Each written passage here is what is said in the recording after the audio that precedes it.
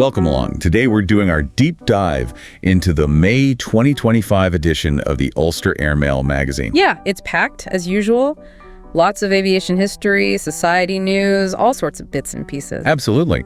And our plan really is just to pull out the most interesting nuggets, the key bits of info for you listening. Sounds good.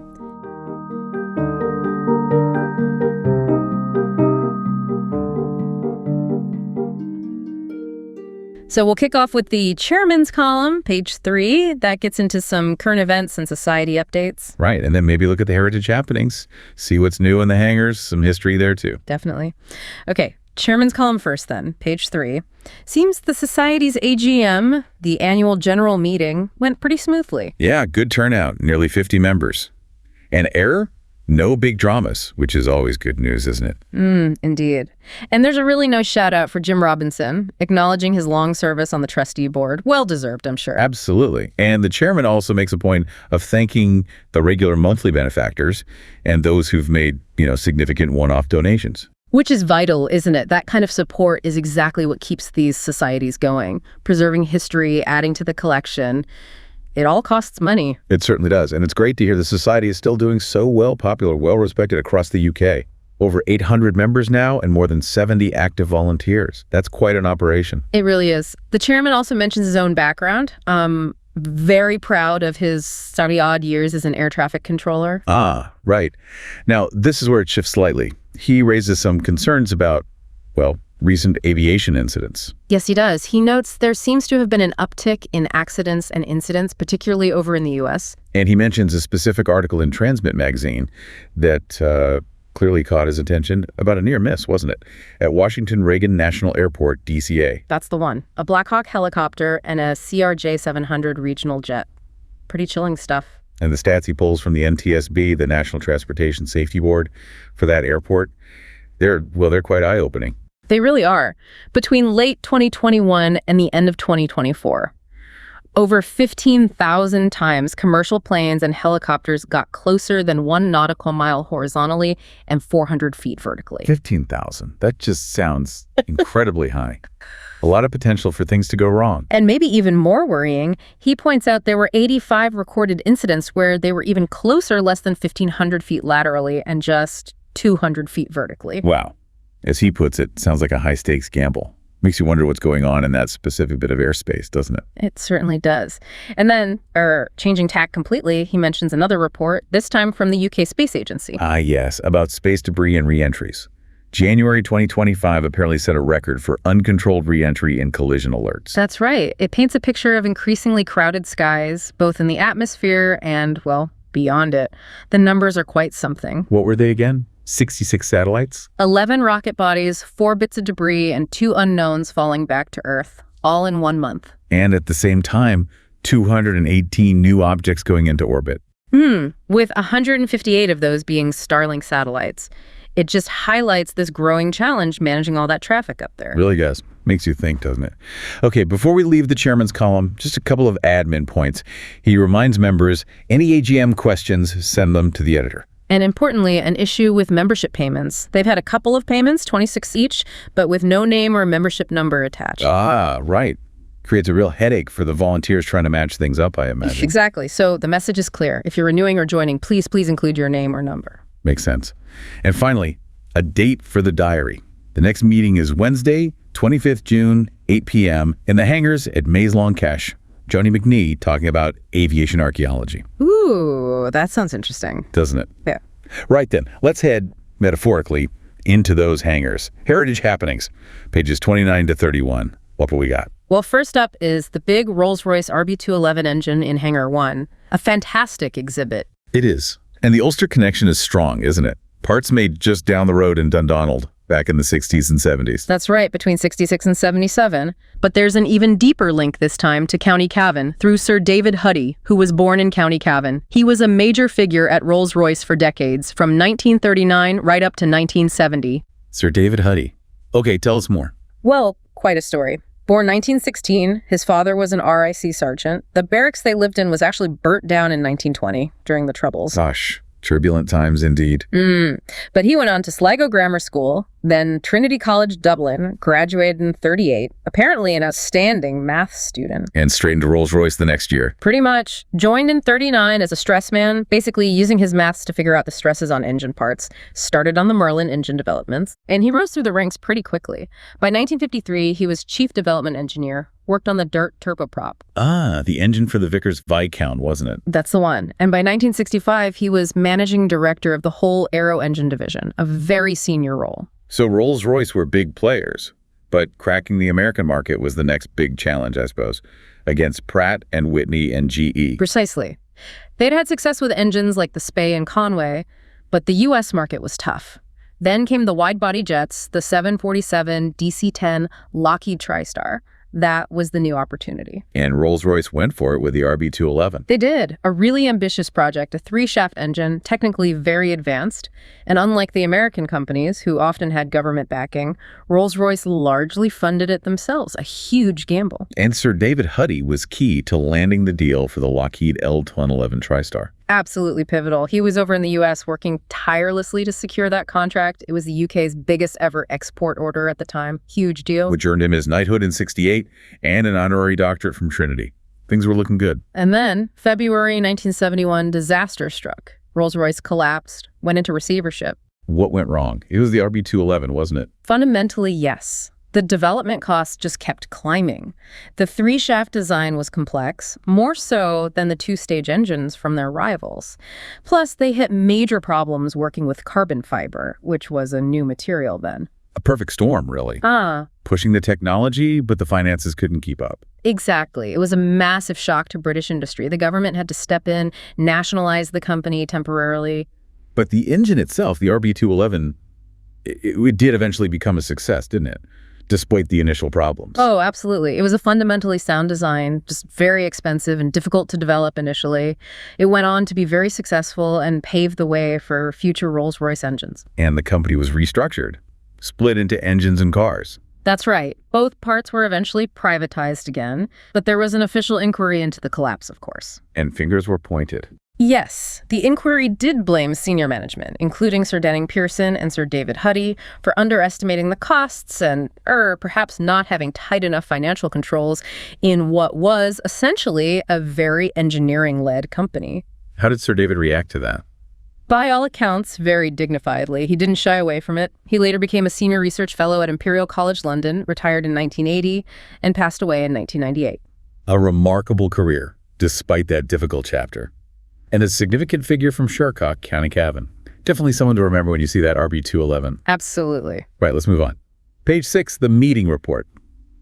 This sounds like a good one to talk by a retired BA 747 captain. Yes, Clive Easton, talking about the Boeing 747. I mean, what an icon. Defined air travel for decades, didn't it? Just incredible engineering. Totally, and apparently despite being enormous, it was quite nice to fly. That's what Clive said. He compared it to flying a Cessna 172, which is just mind-boggling when you think about the size difference. Really speaks volumes about the design. He must have had some great stories. Did he talk about getting it off the ground? He did. He really tried to convey the scale.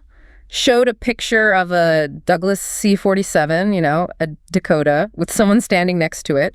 Then showed the same Dakota viewed from the flight deck of the 747. Ah, I bet that made the point. Just dwarfed it, I imagine. Completely. Really drove home the sheer size of the Queen of the Skies. And the cockpit itself. He flew the older ones, didn't he?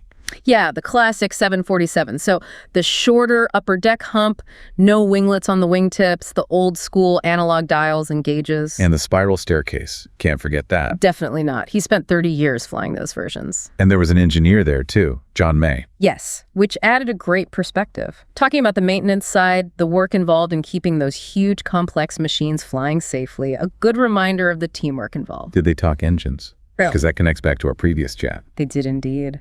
Mentioned the early 747-100s used Pratt & Whitney engines.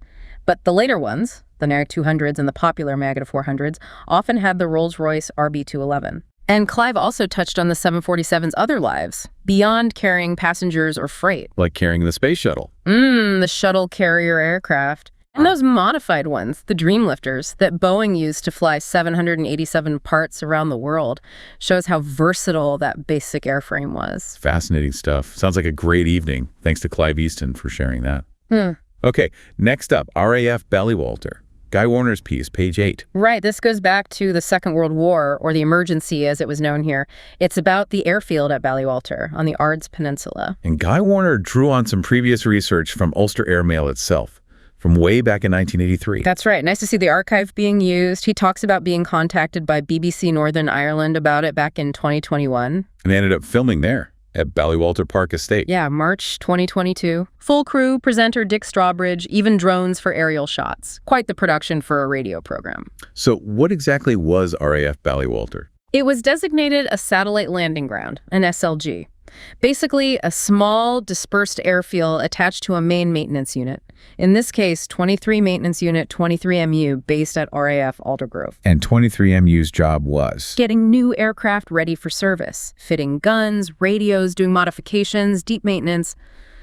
By 1941, Aldergrove was getting packed, so they needed these extra sites like Ballywalter for storage and dispersal. Right, it makes sense. So they tested the ground first. Yeah, and Avro Anson from 23MU landed there in April 41 to check it out. Then they laid 2 grass runways, a main north-south one and a shorter east-west one, officially opened June 1st, 1941. And built some facilities, not just runways. No, they put up an engineering store, a canteen, some hard standings for aircraft, even anti-aircraft gun posts for defense. And who ran the place? A small team. 3 different officers commanding over time, FLT Abbott, FO Crittenden, FO Walker. They had NCOs, aircraft riggers, fitters, plus local civilians they employed. Oh, locals involved too. Yes, and they were trained in handling aircraft. Apparently, some later joined the RAF themselves. There were also RAF police with guard dogs. And soldiers guarding the perimeter. Detachments from the NI garrison. Units like the Royal Ulster Rifles, and interestingly, the 70th Young Soldier Battalion of the Royal Berkshire Regiment. And they left their mark, didn't they? Some graffiti. They did. In the stable block where they were billeted, really fascinating glimpses, mentions of a Christmas dinner, the Royal Berkshire's dragon emblem with the word China, a reference to their history, and insignia dated December 8th, 1942. Amazing little details survive. Any other graffiti stand out? Well, there's a drawing of 3 bottles, one clearly labeled Old Irish Bushmills. Someone was thinking of a post-duty refreshment, perhaps. So fairly basic facilities otherwise. Very. Just a fire truck, a light lorry, probably a tractor. The only landing aid was a windsock, and they only put that up when planes were actually flying. And how did they hide the aircraft? Because it's right by the main road, wasn't it? Yes, they had a gap in the wall. They'd tow the aircraft across the road and tuck them under the trees on the estate. Used camouflage netting. And chicken feathers. I read that right. You did. Apparently, in winter, they sprinkled chicken feathers on the netting to help them blend in with any snow on the ground. Resourceful. Incredible. So the main job for the ground crew was just parking, cleaning, basic checks. Pretty much. Parking, retrieving, cleaning, checking tires, oil, fuel, running the engines periodically to keep them serviceable. And they stored quite a few aircraft there. Up to 100 at a time, apparently. A real mix.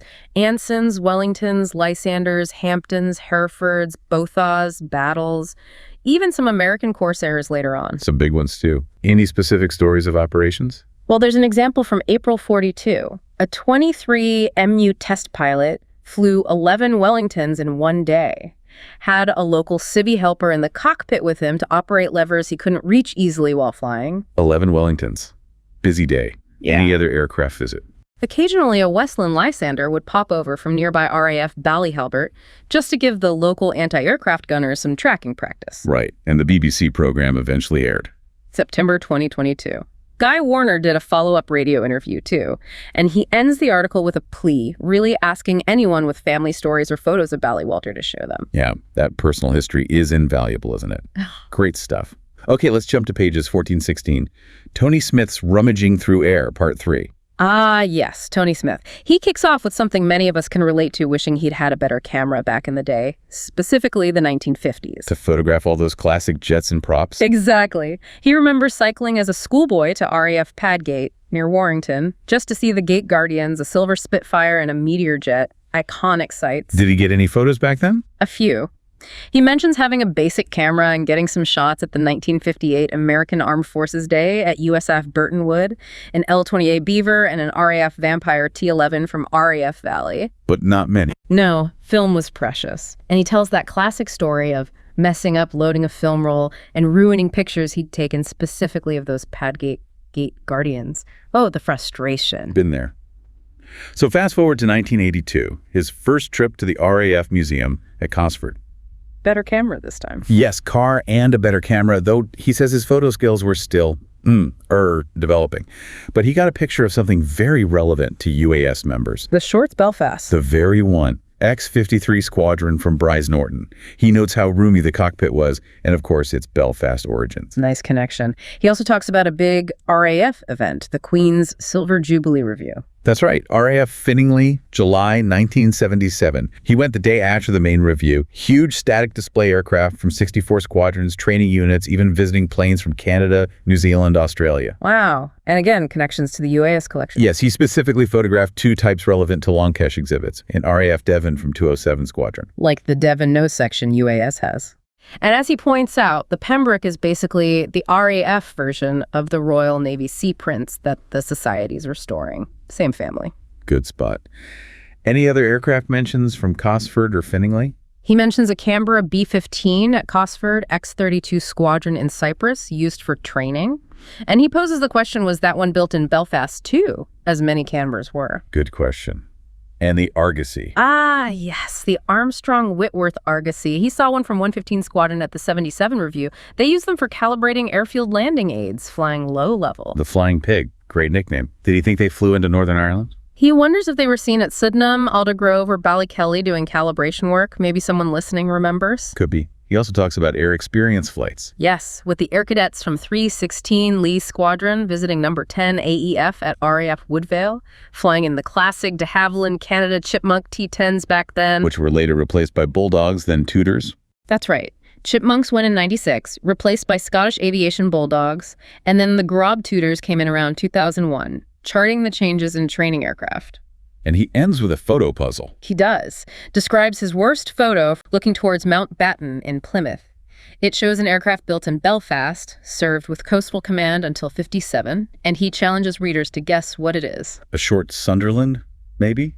That fits the bill? Built in Belfast, Coastal Command. Sounds like a very strong possibility. A little mystery to ponder. Okay, great personal recollections from Tony. Now, an important practical update, the Aviation Library on page 17. Big news here. Huge news, really. Massive progress cataloging the library's collection that's around 6,000 books, plus magazine sets. And the crucial bit, it's now accessible online via the Society's website. Fantastic, so members can browse the whole collection from home. Exactly. See what's there, plan their visit. It's all arranged logically, by category, then alphabetically. And they're nearly done labeling the actual books with a special code system, too. Making it easier to find things on the shelves when you visit. Precisely. There's also a reserve section for rarer stuff, and another 200 books are being cataloged right now to be added online soon. And what about magazines? Lots of back issues. Thousands. Aeroplane, Flypast, loads of titles. You can view them in the library. Just ask the staff for help finding specific ones. And they have spares for sale, too. For collectors. Yes, quite a few spare copies of Aeroplane and Flypast. Good prices, £3 each or 4 for £10. Great chance to fill gaps in your collection. And they'll be selling spare books at events, too. Selling off some spare books at good prices to make space for new donations. But the really big news from the library is the art exhibition, isn't it? Oh, absolutely. The Iain Wyllie exhibition, a crosscar artist, former UAS member. The Society acquired his collection 3 years ago, very generously donated by his widow, Brenda Wyllie. They'll have 16 original paintings on display initially. That's just a sample. There are 74 pieces in the full collection. 74. Wow. And they've all been looked after. Professionally restored and preserved, and many have been newly framed thanks to a grant from Lisburn and Castlereagh City Council, so they're really looking their best. What sort of paintings are they? Each one shows a specific aircraft in action, mostly Second World War scenes, campaigns, air battles. Iain Wyllie produced them over 30 years as cover art for the Osprey aviation books. Ah, the Osprey series. Ah. Very well known. And the library probably has many of those books, too. They do indeed. So you can see the painting and read the book at Illustrated. The chairman, Ray Burrows, praises the incredible technical detail in the paintings and the research Wyllie did, even finding info on the specific aircrew involved. That's real dedication. And there's a photo of the preparations. Yeah, Stephen and librarian Gerald Morley hanging a painting of a Lancaster gives you a feel for it. It sounds like a must-see exhibition for members. Absolutely. Okay, very quickly then. Short Stirlings Part 21, just the highlights. It covers the operational history of 4 specific Stirlings, N6039 to N6042, mainly with 7 or 15 Squadron back in 1941. The main takeaway really is just how accident-prone these early heavy bombers were. Lots of technical problems, landing accidents. Exactly. N6039 flew 6 ops, then used for training, then scrapped. N6040 flew 6 ops, including a long one to Turin, then written off after its undercarriage collapsed. N6041 only managed 2 ops before overshooting a runway. N6042 crashed on landing after just 1 op. Grim reading. Highlights the dangers. And N6043 crashed on its first attempted op due to engine failure. Really tough start for the Stirling crews. It really was. High attrition rates. Right, let's switch to the hangar updates. What's been happening at Maze-Long Cache? Well, the Gannet and C prints are being moved around in Hangar too, and painting work is progressing on both. Good news. Any other restoration updates? The NI School's Build a Plane project has slowed down a bit due to volunteer availability, unfortunately. But renewed interest in the Wildcat restoration, they found some long-lost cowl flaps for the engine. Oh, that's fantastic news. A real boost for that project. Definitely. Work on the Enniskillen Tucano cockpit is ticking along slowly, and the Turbomeca Maribor engine is now displayed next to the Fuga Magister jet it belongs to. Nice. And some new arrivals or acquisitions. Yes, successfully acquired some flying boat models, a sectioned Pratt & Whitney PT6 engine that's the type used in the Tucano, among others, and a sectioned Gnome engine, the type from the Wessex helicopter, all from the RAF Museum stores. Excellent additions. What are the vehicles? The Matador. Work's ongoing, preparing the wooden supports and the top layer of wood for the flatbed restoration. And hangar maintenance. New doors. Yes, the new rear doors for Hangar 1 are fitted and working. Hangar 2's doors are next on the list. And the old urinal block has been demolished. End of an era. Any new aircraft expected soon? 2 more this year, hopefully. The short SB-5 research plane is coming on a 2-year loan from Cosford. And Sea King helicopter XB701 has been gifted to the Society. Brilliant. Any trips planned? The visit to HMS Sultan, the Navy engineering base, has been pushed back slightly to mid-June. Okay. And finally, some potentially very exciting news about more aircraft. Yes, this is promising. The RAF Museum is looking to gift more aircraft to suitable homes, and there are 2 types the UAS is very interested in. Oh. Any clues? One apparently served with Queen's University Air Squadron back in the day. The other played a key role protecting Atlantic convoys and was flown by the Fleet Air Arm's largest squadron. Intriguing. Sounds like some potentially significant additions to the collection down the line. Watch this space, I suppose. Definitely one to keep an eye on. So as always, a huge amount going on at the Ulster Aviation Society. And that really wraps up our deep dive into the May issue of Ulster Airmail. A packed issue, as ever. It really was. Now, if you've been listening along and thinking this sounds interesting, but you're not actually a member yet, well, why not join? It's easy to do. Yep, just head over to the membership page on the UAS website. That's ulsteraviationsociety.org. We'd love to have you on board. Absolutely. Okay, that's us for this month. We'll see you next month for another deep dive. Looking forward to it. Bye for now.